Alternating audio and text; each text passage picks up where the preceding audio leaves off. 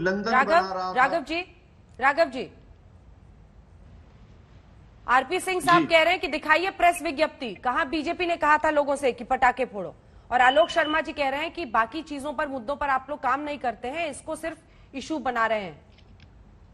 नहीं, देखिए, सबसे पहले अगर राजनीति से परे होकर बात करें अंजना जी, तो ये बात स्पष्ट है कि भारतीय जनता पार्टी के खास करके दिल्ली इकाई के तमाम नेताओं ने ये स्टेटमेंट्स दिए कि पटाखे जलाए जाएं और उसका खूब प्रोत्साहन किया, जबकि दिल्ली हाईकोर्ट और सुप्रीम कोर्ट की जजमेंट्स हैं, ऑर्डर्स हैं, स्ट्रिक्ट निर्देश हैं कि पटाखे नहीं जलाने, और एक ग्रीन क्रैकर्स नाम की एक पदार्थ को उन्होंने लिमिटेड अप्रूवल दिया एटसेट्रा और अपनी बात रखी। लेकिन बीजेपी के नेता और यहाँ तक कि खुद मनोज तिवारी जी ने लोगों को प्रोत्साहन दिया कि आप जलाएं। तो ये जिम्मेदार लोग, और ये कोई, मैं भारतीय जनता पार्टी के कोई पन्ना प्रमुख की बात नहीं कर रहा अंजना जी, मैं तो उनके सांसद की बात कर रहा हूं जिन्होंने इस प्रकार के बयान दिए। उन्हें शोभा नहीं देता। और केवल दिल्ली का मसला नहीं है वायु प्रदूषण, पूरे उत्तर भारत का मसला वायु प्रदूषण। यदि आप केवल आज की ही AQI उठाकर देखें तो आज की AQI वाराणसी की, लखनऊ की, कानपुर की दिल्ली से कहीं खराब है, कहीं बदतर है।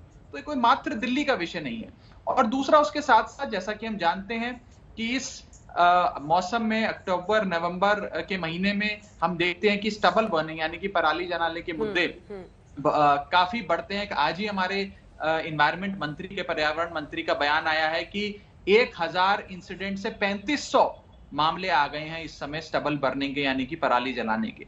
इसी के चलते दिल्ली सरकार ने सड़कों पर वाटर स्प्रिंकलिंग, पानी का छिड़काव ताकि वायु प्रदूषण का स्तर गिरे, वो शुरू कर दिया है। हमारी स्मॉग टावर्स काम कर रहे हैं, स्मॉग गन्स का प्रयोग किया जा रहा है। जो भी rapid solutions, immediate emergency measures हम लगा सकते हैं, हम लगा रहे हैं। एनजीटी और सुप्रीम कोर्ट के तमाम जो गाइडलाइंस हैं, निर्देश हैं, उनका पालन कर रहे हैं। लेकिन ये मेरा बस इतना ही कहना है कि ये पड़ोसी राज्यों से बात हुई है राघव जी, पराली पर पड़ोसी। हाँ अंजना जी, आप अच्छे से जानती हैं कि पराली जलाने के एक बहुत ही इनोवेटिव समाधान अरविंद केजरीवाल जी की सरकार लाई।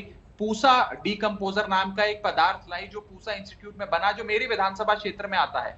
और वहां पर एक ऐसा केमिकल का हमने इनोवेशन किया जो अगर फार्म फील्ड्स पे डाला जाए तो पराली जलाने की जरूरत नहीं होती है। वो जो पूरी पराली होती है वो अपने आप एक फर्टिलाइजर में तब्दील हो जाती है, तो किसान को नुकसान भी नहीं होता और वो फ्री में दिल्ली की सरकार उपलब्ध कराती है। लेकिन पड़ोसी राज्यों ने शायद अभी तक उस पदार्थ को अपनाया नहीं है। मेरी उनसे अनुरोध है और हमने सार्वजनिक तौर पर माननीय मुख्यमंत्री जी ने और उनके मुख्यमंत्रियों को चिट्ठियां लिखकर भी उन्हें दरख्वास्त दी है कि आप भी इस पदार्थ को इस बार दोनों इस्तेमाल करें। अगर मान लीजिए, मैं उदाहरण के तौर पे कहता हूं, हरियाणा में भाजपा की सरकार है, अगर आरपी सिंह जी और उनकी पार्टी चाहें तो वो हरियाणा में लागू कर सकते हैं इसको, इस पदार्थ को।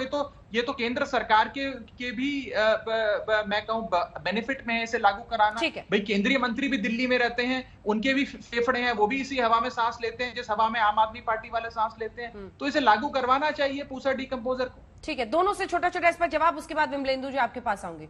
सिंह साहब, क्यों नहीं हरियाणा में, और फिर आलोक जी बताएंगे पंजाब में क्यों नहीं? जब पराली को लेकर सवाल उठता है तो फिर क्यों सबको सांप सूंघ जाता है? क्योंकि लगता है कि किसान नाराज ना हो जाए, वोट ना हमारा चला जाए। इनोवेटिव तरीकों की बात हो रही है तो क्यों नहीं उसका प्रचार किया जाए, उस पर कुछ किया जाए? सिंह साहब, किसान को तो फायदा है अंजना। पहली बात तो मैं अपेक्षा करूंगा राघव, आपको मैंने बिल्कुल नहीं टोका। आप कुछ कहना और कह दीजिए, मैं बात भी शुरू करूंगा। आप कह दीजिए, कुछ जोड़ दीजिए किसान और जोड़ना आपने।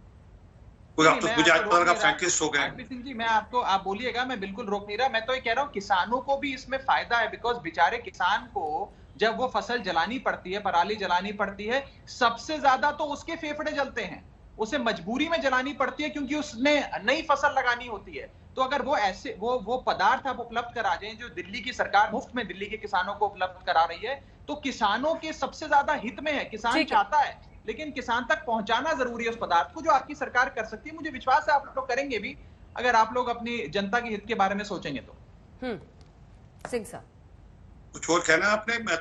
मैं अंजलि से पूछना, कुछ और कहना, मैं फिर चुप रह जाता हूँ, फिर टोकेंगे। सिंह साहब, नहीं, एक सेकंड प्लीज, एक सेकंड राघव जी प्लीज। हाँ सिंह साहब, जवाब दीजिए। आप जितने सुझाव देने दे लीजिए, फिर एक प्रश्न को आप अंजलि से सारा सुझाव ले लीजिए आज, फिर एक प्रश्न का उत्तर मांगे, उत्तर दे देंगे। आज जितने सुझाव दे दीजिए आज।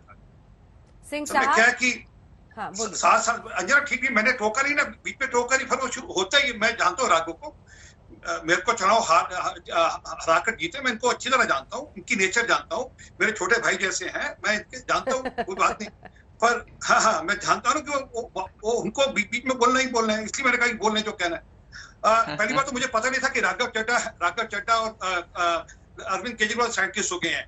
उन्होंने कहा कि मैंने वो बनाया है, हमने वो इजाद किया। वो केंद्र सरकार का उपकरण है जो केंद्र सरकार के माध्यम से वो पूरे देश भर में दिया जा रहा है, आपको नहीं दिया जा रहा है। और आपकी जानकारी के लिए सबसे पहले वो हम लोगों ने कहा था कि मैं आपको भेज दूंगा अपना प्रेस रिलीज, जिसमें हमने कहा था दिल्ली सरकार से कृपा करो, हरियाणा सरकार, पंजाब सरकार से कहा इस उपकरण का इस खाद का, इस मटेरियल का यूज करें, इससे लाभ होगा पराली का। परंतु मैं आपको एक 2-3 छोटी-छोटी और चीजें निवेदन करने वाला हूँ।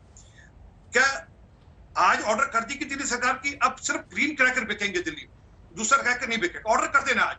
वो सिर्फ दिवाली पे जाकर एक महीना पहले नीजर रिएक्शन क्यों करते हैं?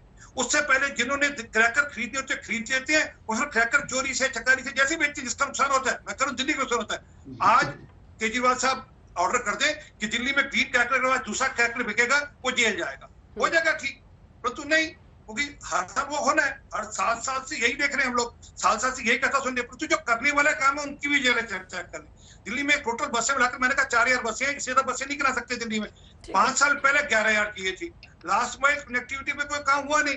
आज भी मुझे अगर मैं रिंजर नगर या करोलबाग मेट्रो स्टेशन उतरूं तो अपने घर पे आने के लिए मुझे ढूंढना पड़ता है कि साधन किस प्रकार जाऊंगा, या अपने घर से मेट्रो स्टेशन जाना तो किस प्रकार साधन इस्तेमाल करूंगा, उसकी चिंता करनी पड़ती है। उसकी चिंता दिल्ली सरकार करे लास्ट माइल कनेक्टिविटी की।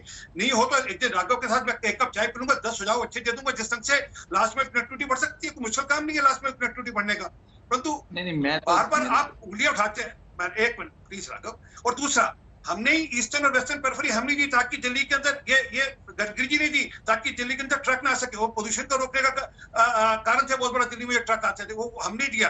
दूसरी बात, दिल्ली कॉर्पोरेशन ने पराली युक्त लट्ठा गोबर और पराली को मिलाकर आज शमशान के अंदर अनिवार्य कर दिया कि वो लकड़ी की जगह गोबर और पराली का इस्तेमाल होना शुरू हो गया। वो आस्ता आस्ता प्रचलन में आएगा ताकि पराली का भी उपयोग हो और गोबर का भी उपयोग हो, और जो लकड़ी कटती है पर्यावरण का जिसके कारण खराब होता है वो